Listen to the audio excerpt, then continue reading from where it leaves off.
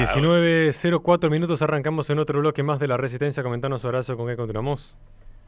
En primer lugar, continuamos agradeciendo a toda la gente que de manera constante nos ayuda a estar aquí, que nos ayuda a estar en pie. Muchas gracias de verdad a los que han apostado a este proyecto. Dentro de la gente que apoya este proyecto, hubo una persona en particular que me pidió que me refiriese a una duda e inquietud que tenía sobre un suceso que ha marcado la tendencia, podríamos decir, global en las últimas horas, que es el encuentro de dos argentinos. Refiérase así al presidente de Argentina en un abrazo profundo con el Papa Francisco.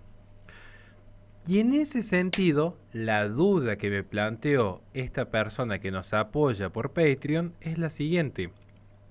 Horacio, ¿qué opinar de un presidente, más concretamente una persona, que fue y comulgó? Y alguien podría decir que es lo extraño que un católico pueda comulgar. Bueno, lo que sucede es que previamente ha habido declaraciones poco afortunadas del primer mandatario argentino, que ya se ha sabido disculpar al respecto, en torno a la Iglesia Católica, el Papa Francisco, las instituciones propias de la Iglesia como el matrimonio, en varias oportunidades. Pero que, insisto una vez más, y en rigor a la honestidad, él ya se ha disculpado. Lo más extraño es que también en los últimos tiempos, me refiero tan solo en las últimas semanas, había demostrado una cercanía en una transición hacia el judaísmo, es decir, estaba buscando en un proceso de apostasía en términos muy técnicos, dejar la fe católica y abrazar el judaísmo. Aunque reconoció que tenía sus limitantes, principalmente por su función como presidente, la intención estaba marcada. Esto es lo que, insisto una vez más, toda esta introducción para decir, resumidamente, una extensa pregunta que me hizo llegar un colaborador de este espacio. Pero, ahora sí, ya habiendo aclarado este punto, voy a proceder a tratar de dar una respuesta a esta incógnita. ¿Cómo entender lo que está sucediendo hoy en el mundo? Más concretamente, en este profundo abrazo de dos argentinos que parecen haber dejado atrás las disputas ideológicas. Para resumir y para poder exponerlo brevemente, vamos a hacer un poco de historia. En abril del año 2013, el Papa Francisco creó un Consejo de Cardenales que unos meses más tarde se institucionalizaría permanentemente. La misión de este Consejo de Cardenales era precisamente asesorar y aconsejar al Vicario de Cristo en los temas que él pusiese a consideración dentro del grupo. Actualmente, este Consejo de Cardenales está conformado por Parolin, Verges, Ambongo, Gracias, Omela, Lacroix, Hollerich y Rocha. Fue con una reunión de este consejo que el Papa inició la presente semana. A lo largo de 3 días se abordaron temas referidos a la evangelización, el sínodo sobre la sinodalidad que sigue generando repercusiones en su proyección hacia octubre del año 2024 y el papel de la mujer dentro de la Iglesia. Para tratar un tercer tema, que cronológicamente fue el primero, el Papa invitó a 2 teólogas católicas. Una de estas teólogas es Linda Posher, que invitó a su vez a una, entre comillas, obispa anglicana de nombre Jo Bailey Wells. Esa particular presencia fue la que inicialmente robó el protagonismo de los fieles católicos que siguen día a día toda la actividad del Vaticano.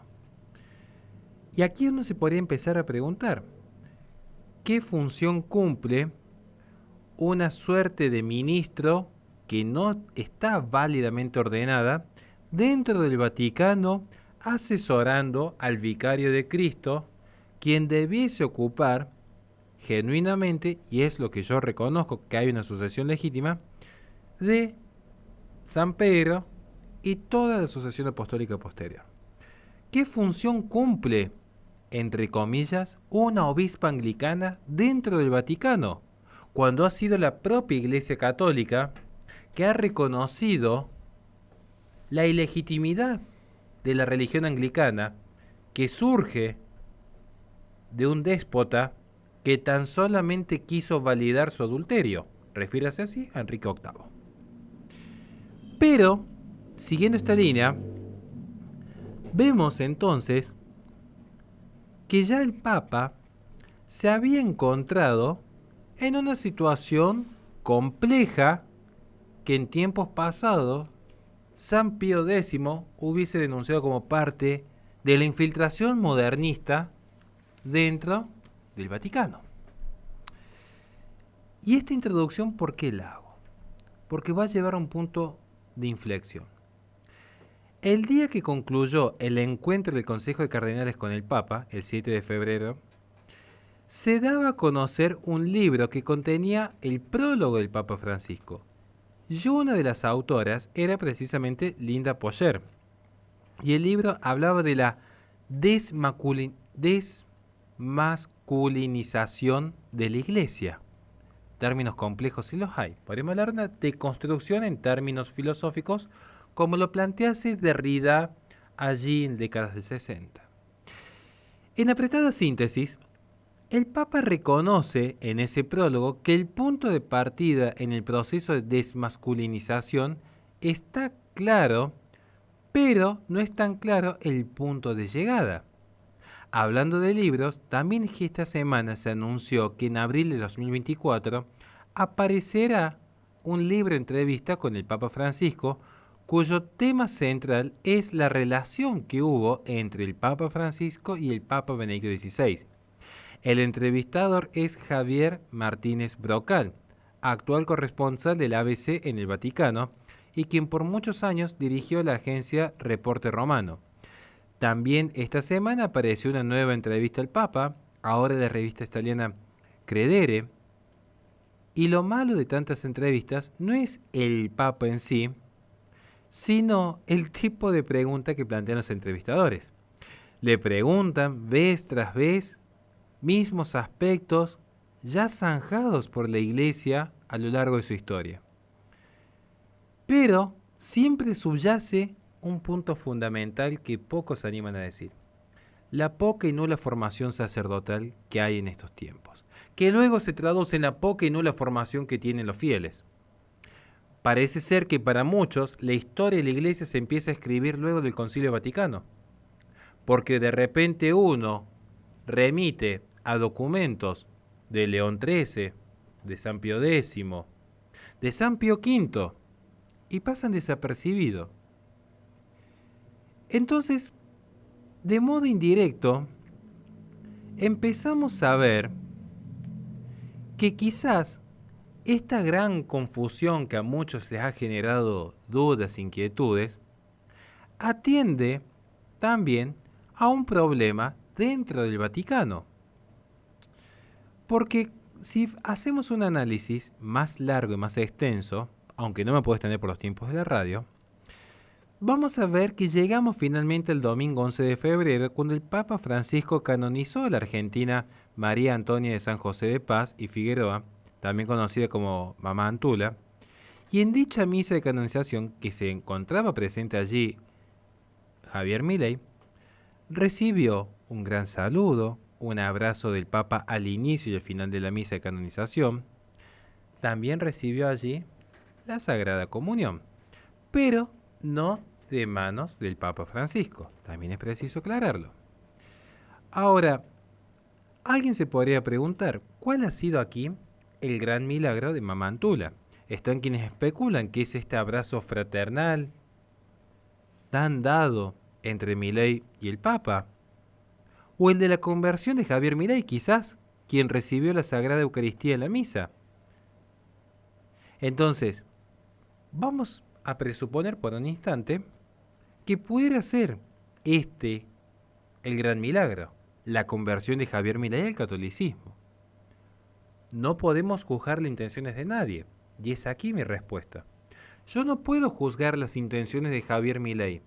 yo no puedo juzgar si ha recibido o no en estado de pecado mortal la Sagrada Comunión, cuando sí consta que él ha sido bautizado, ha recibido la primera comunión, ha sido confirmado, según la investigación que a mí me consta. Entonces, si oficialmente sigue siendo católico, no puedo juzgar. Lo que sí puedo juzgar es ciertamente el deterioro en la formación sacerdotal. Porque si existen estas dudas respecto a si es legítimo o no que Javier Milei pueda comulgar, es porque previamente hemos tenido una iglesia que de repente parece más preocupada por cantar con pajaritos y plantar arbolitos que por enseñar doctrinas en torno al infierno. Resulta raro que a este humilde servidor que aquí les habla lo hayan llamado incluso de seminarios a tener que explicar la metafísica de Santo Tomás de Aquino, porque en los seminarios se estaba enseñando más, y lo cito expresamente, la Agenda 2030. Resulta raro que la gente católica se enoja con Javier Milei por sus apostasías, sus herejías, sus blasfemias, como lo he visto recientemente en Twitter.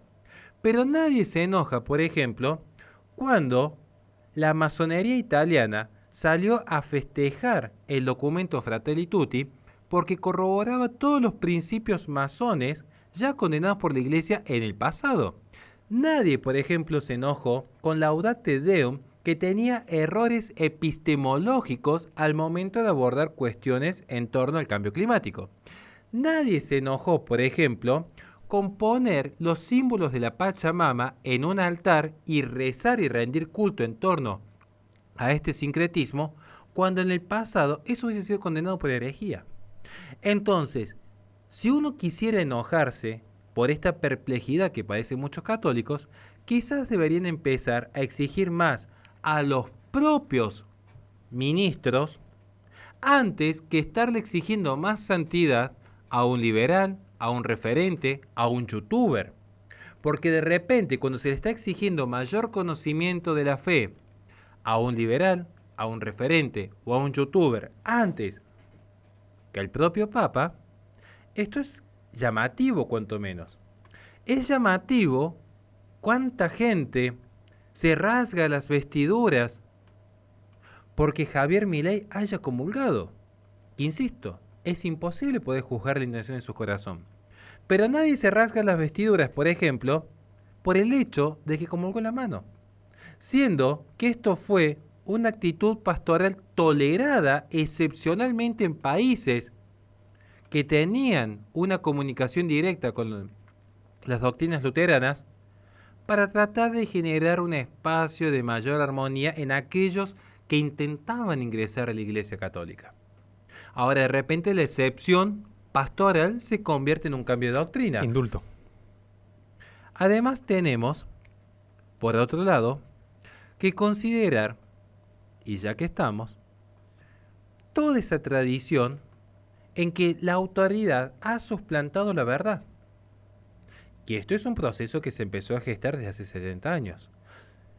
Es más, los más osados, estoy pensando por ejemplo en el padre Sarraute, llegan a considerar que esto se podría remontar hasta el Concilio Vaticano I, donde la gente confunde autoridad con verdad.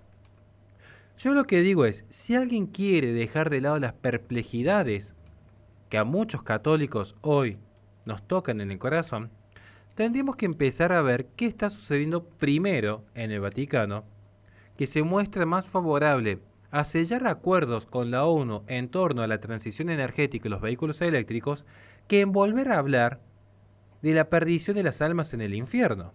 Tenemos que empezar a pensar qué hay detrás del discurso de la fraternidad y la desmasculinización, o el cambio climático antropogénico, cuestionado por científicos, o qué hay detrás del sínodo de la sinodalidad, donde todavía hay una resistencia activa a la tradición, mientras tanto se está misericordiando a cualquier sacerdote que se anime medianamente a querer cuidar la tradición. Cuando hoy de repente tenemos sacerdotes que han expuesto en el altar como sucedió en Italia, ya lo croniqué en mis medios, que han puesto una Virgen María en posición lésbica con otra mujer para la Navidad, pero no vaya a ser que un sacerdote ose rezar la misa en latín, la misa de siempre sellada a perpetuidad por San Pío V, que han de ser misericordiados. ¿Cuántos más están bajo pena de amenaza canónica? El padre Roinan, de los que yo conozco personalmente, el padre Juan Raso, de los que yo conozco personalmente, el padre Góngora, de los que yo conozco personalmente. Ahora, sin embargo, aquí la gente parece rasgarse más las vestiduras por un laico confeso liberal, que en todo caso tendríamos que rezar y orientar caritativamente y en el amor al presidente para que lleve esta nación a ese corazón católico que lo vio nacer. En vez de rezar por esta alma, se la está condenando sin poder conocer las intenciones de su corazón.